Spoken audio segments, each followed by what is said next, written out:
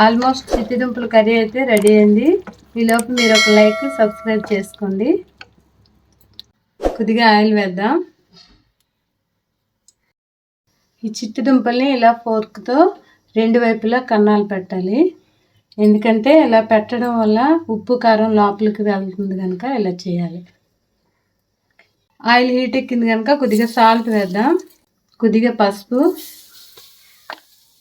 కన్నాలు పెట్టుకున్న దుంపల్ని ఇలా ఆయిల్లో వేసి కొద్దిగా ఫ్రై చేద్దాం.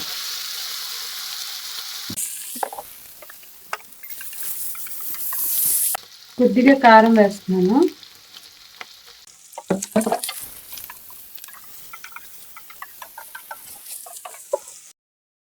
బాగా ఫ్రై అయినాయి కనుక ఈ చిట్టి దుంపల్ని ఒక బౌల్లోకి తీసుకుందాం. ఇలా కన్నాలు గరిటె తీయడం వల్ల ఆయిల్ అనేది సపరేట్ అవుతుంది కనుక ఇలా తీయడం మంచిది. అదే ఆయిల్లో కొద్దిగా పోపులు వేద్దాం.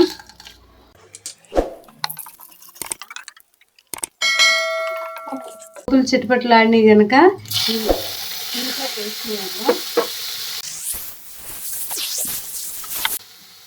టమాటా పేస్ట్ వేస్తున్నాను. రెండు కలిపి బాగా మిక్స్ చేద్దాం. కొద్దిగా అల్లం వెల్లుల్లి పేస్ట్, మిక్స్ చేసిన పెరుగుని వేస్తున్నాను.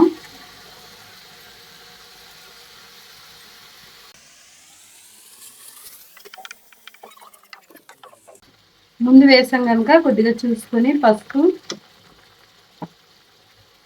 కారం, రుచికి సరిపడా సాల్ట్ వేసి బాగా మిక్స్ చేద్దాం. కాసేపు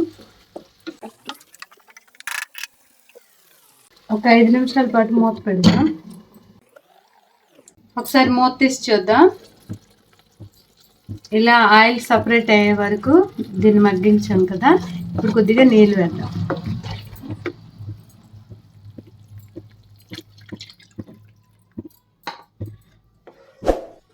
నీళ్ళు వేసి ఇలా ఒకసారి మిక్స్ చేసి మూత పెట్టిద్దాం.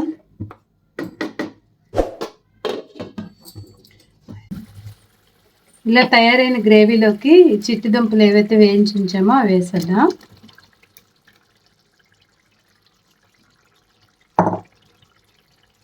వేసి కాసేపు మిక్స్ చేద్దాం. ఇలాగా